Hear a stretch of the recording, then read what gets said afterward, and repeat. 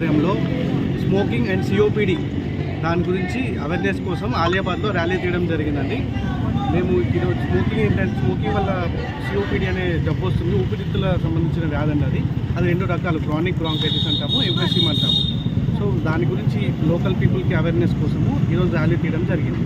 So వాటి లక్షణాలు ఏంటి అంటే దగ్గు, శ్వాస తీసుకోవడంలో ఇబ్బంది, ఛాతీ బిగుసుకోవడం, పిల్లి కూతలు, ఇట్లాంటి దీర్ఘకాలిక దగ్గు. సో ఈ సిమ్టమ్స్ని కామన్గా పేషెంట్స్ ప్రజెంట్ అవుతుంటారండి. మెయిన్ కాజ్ ఏంటంటే వీటికి స్మోకింగ్, అంటే ధూమపానము, మన outdoor or indoor air pollution అంటాం. అంటే డస్ట్కి ఎక్స్పోజ్ అయినా కానీ, లేకపోతే వేరే వాళ్ళు స్మోకింగ్ చేసి పీల్చుకోవడం కానీ, దాన్ని ప్యాసివ్ స్మోకింగ్ అంటాము. ఇది మెయిన్ కారణాలండి. సో వీటి వల్ల ట్రీట్మెంట్ ఉందంటే ఉందండి. స్మోకింగ్ ఫస్ట్ థింగ్ అంటే స్మోకింగ్ స్టాప్ చేయాలి, ధూమపానం కంప్లీట్గా స్టాప్ చేయాలి. ఇంకోటి ఇన్హేలర్స్ అవైలబుల్, ఇన్హేలర్స్ ఉన్నాయి, ఇన్హేలర్స్ వాడితే దీన్ని కంట్రోల్ చేయవచ్చు. ఇంకోటి వ్యాక్సినేషన్స్ అండ్ పల్మనరీ రిహాబిలిటేషన్.